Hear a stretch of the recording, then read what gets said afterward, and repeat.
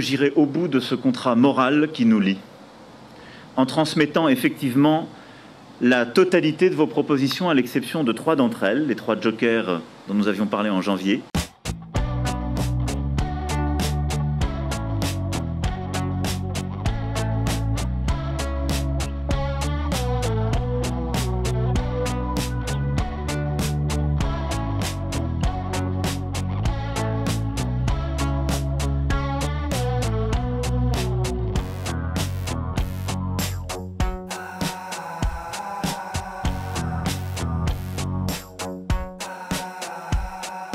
L'État a son rôle à jouer, les collectivités publiques avec lui, le secteur privé a aussi un rôle à jouer. Et c'est notamment pour cela, je le dis clairement, que je suis en désaccord, j'avais dit que j'avais quelques jokers, avec la taxe de 4% sur les dividendes que vous proposez. Je ne dis pas qu'il ne faut pas réorienter une partie des investissements vers des investissements plus verts, mais mettre sur tous les investissements une taxe, c'est réduire notre chance d'attirer des investissements supplémentaires. Je crois à la croissance de notre économie. Je crois à un modèle qui innove. Nos entreprises ont besoin d'innover. Elles ont donc besoin d'attirer des capitaux français et étrangers sur notre sol pour innover et changer de modèle.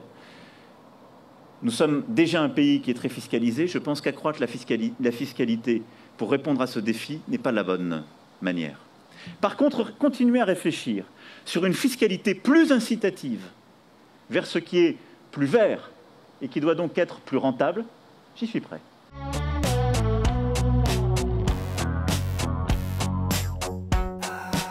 Jamais, me semble-t-il, la transition écologique ne doit se faire au détriment des communes, des régions qui sont les plus enclavées. Et c'est pour cela, deuxième joker, que je crois qu'il faut reporter le débat sur les 110 km/h.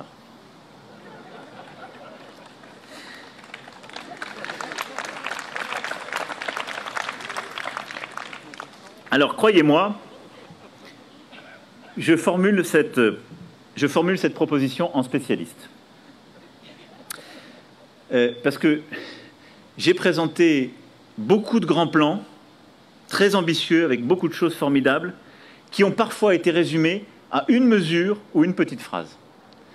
Et ce serait profondément injuste que tout votre travail soit résumé à cette proposition. Je vous le dis très sincèrement.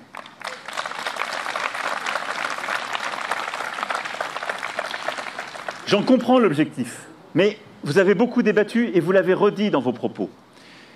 Pour que ça marche, il ne faut pas stigmatiser les gens, il ne faut pas les diviser, il faut réussir à les embarquer, tous ensemble.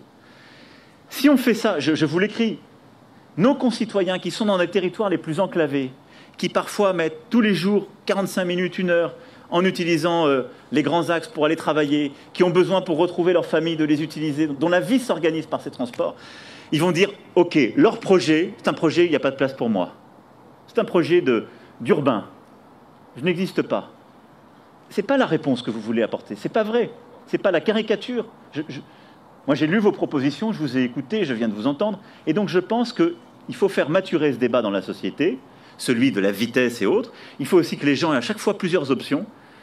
Mais ne donnons jamais le sentiment à certains de nos concitoyens qu'on les culpabilise ou qu'on les met à l'écart. Et donc, je propose de repousser ce débat. Je ne voudrais pas que vous connaissiez le même sort que moi, c'est-à-dire avoir des mois de travail qui s'abîment dans une polémique.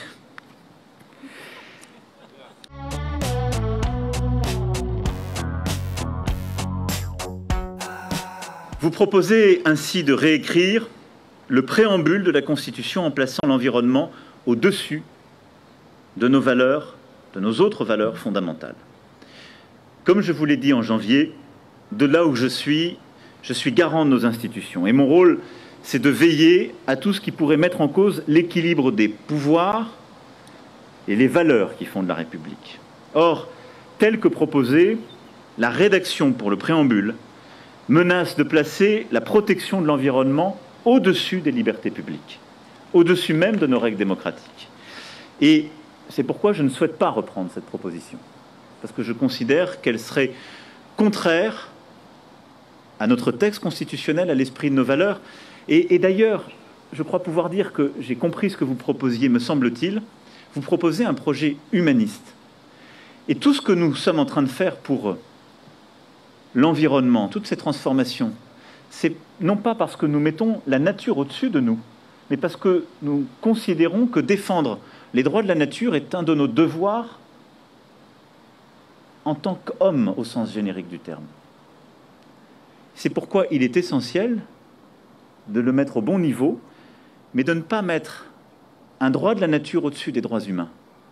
Parce que je crois que ça n'est pas cohérent avec le projet et la philosophie des Lumières qui portent notre République.